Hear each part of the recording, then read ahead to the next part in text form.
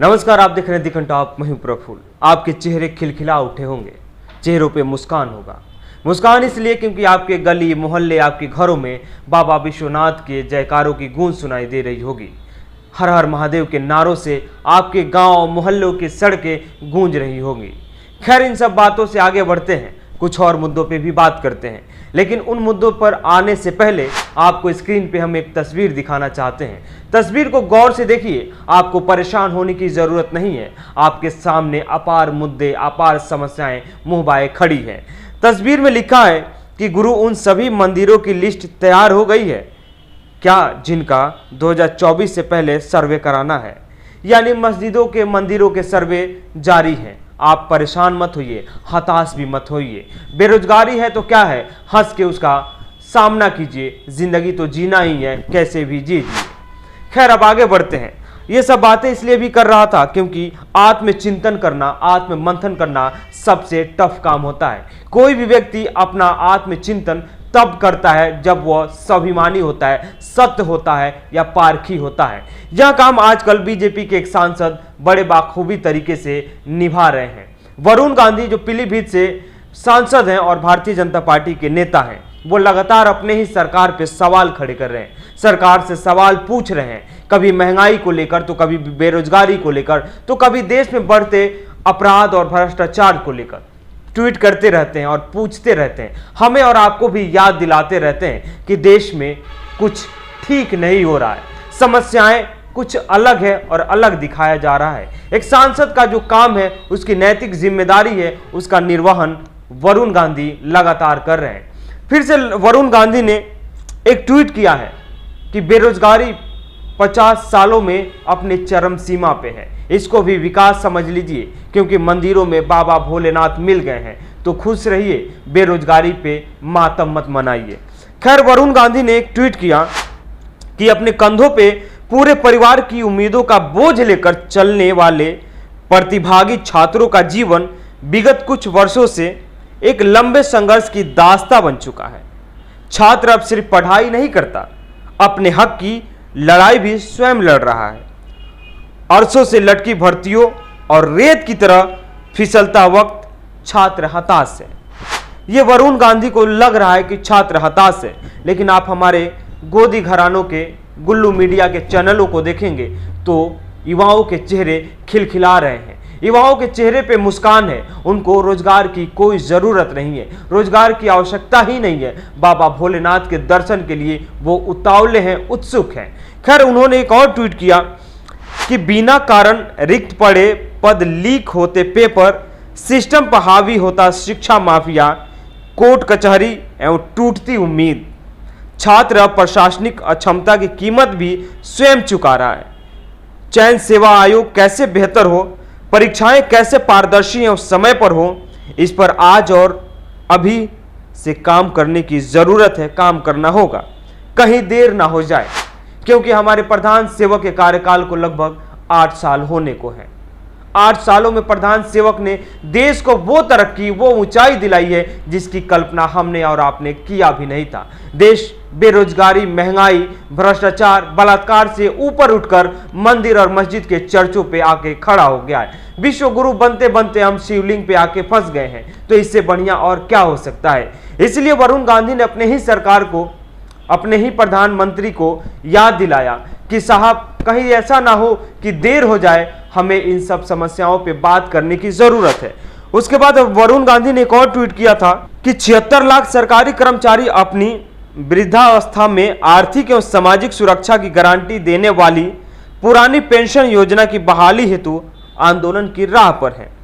मैं इसे एक न्यायपूर्ण एवं मानवीय मांग मानता हूं। खैर, इस देश में यह भी एक चश्मा है कि आंदोलन करने वाले देश विरोधी लोग हैं। प्रधान सेवक की आलोचना करने वाले देश विरोधी लोग हैं, देश के गद्दार लोग हैं। आंदोलन आप कर रहे हैं तो संविधान के खिलाफ हैं, आंदोलन आप कर रहे हैं तो देश के खिलाफ हैं। अब अगर आप अपनी सरकार से सवाल पूछ रहे हैं तो आप गद्दार हैं, राष्ट्रद्रोही हैं, देशद्रोही हैं। तो इसलिए आंदोलन करना वर्जित कर दिया गया है। लेकिन वरुण गांधी कह रहे हैं कि वो आंदोलन जो कर रहे हैं वो मानवीय है और न्यायपूर्ण तरीके से मैं उनके साथ हूं, उनकी मांगों को मैं मानता हूं कि वो सही है।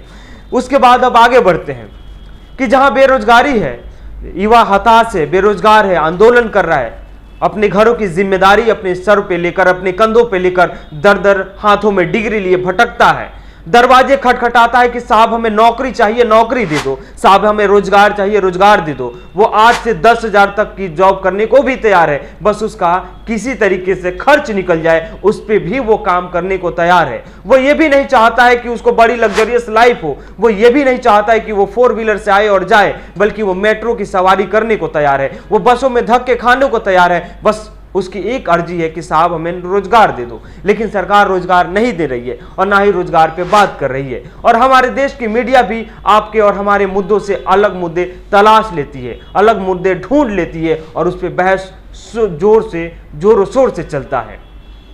यही काम आजकल की मीडिया कर रही है। खैर, हम ये बता दें कि हमारे प्रधान सेवक ने इतना बढ़िया काम किया देश के विकास के लिए, युवाओं को रोजगार देने के लिए। उन्होंने कहा था कि प्रत्येक साल, हर साल 2 करोड़ युवाओं को रोजगार देंगे। उन्होंने इतना रोजगार दिया कि लगभग 6 सालों में रेलवे, जो जॉब का हब माना जाता था, देश में अगर लाखों युवाओं को अगर कहीं अवसर मिलता था तो रेलवे में मिलता था, क्योंकि रेलवे एक ऐसा प्लेटफॉर्म था जहां पे सभी के सपने लगभग साकार होते थे। लेकिन उसमें भी 72,000 पद अब खत्म कर दिए गए, वहां पे अब कोई भी वैकेंसी नहीं होगी। लेकिन 72,000 पद तो खत्म कर ही दिए गए, उसके बाद 9,000 और पदों को खत्म करने की प्लान है, यानी टोटल 81,000 पद को सरेंडर कर दिया जाएगा, उस पर कोई भी वैकेंसी नहीं होगी। ये हम नहीं कह रहे हैं, बल्कि आंकड़े बता रहे हैं, आंकड़े आपके सामने हम रख रहे हैं। उसके बाद में आगे और बढ़ते हैं।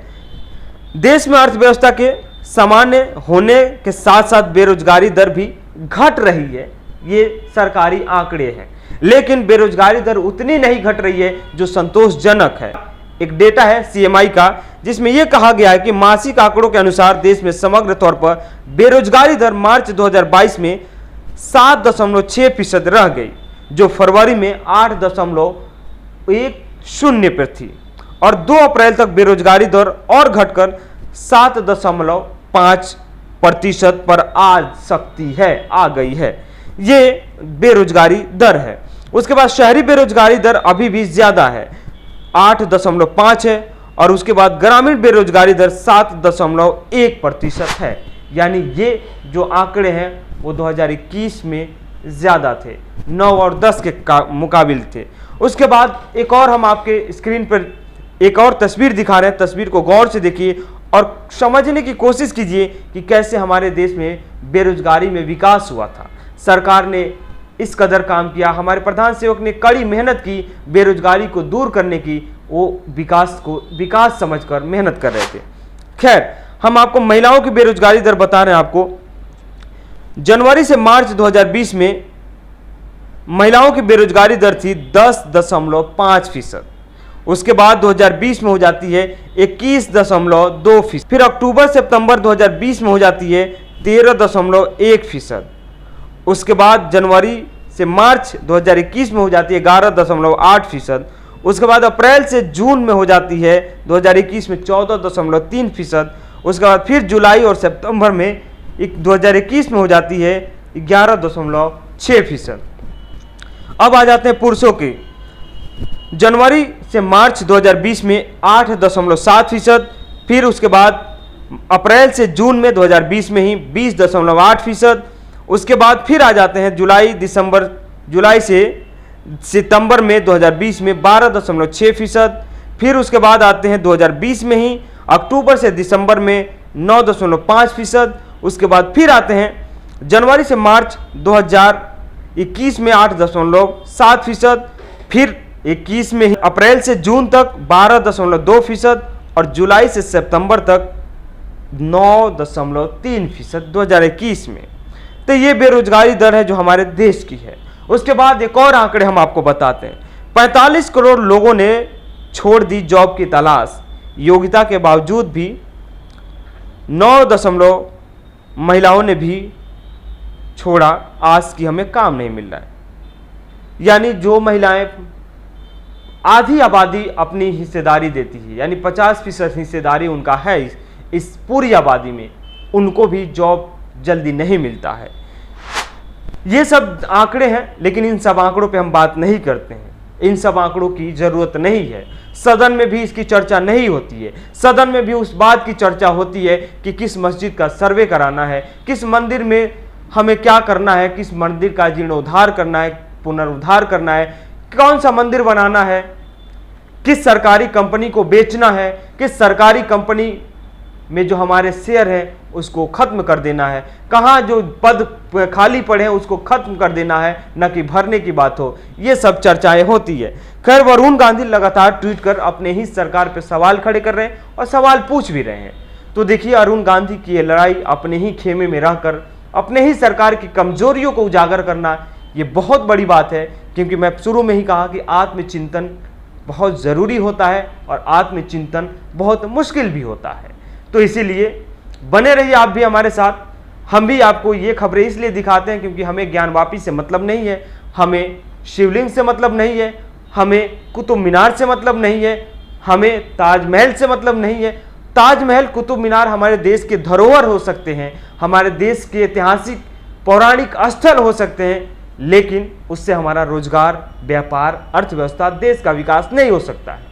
हमें कमाई हो सकती है, उसे इनकम आ सकते हैं, बल्कि नौकरी और रोजगार नहीं मिल सकते। इसलिए इन सब विषय पे हम चर्चा करते हैं। खैर, बने रहिए आप हमारे साथ। आपका सहयोग, आपका बना रहना, आपका सब्सक्राइब और लाइक और शेयर ही हमारा सहयोग है, और सहयोग करते रहिए ताकि हम आगे बढ़ते रहें और ऐसी खबरें आप तक लाते रहें।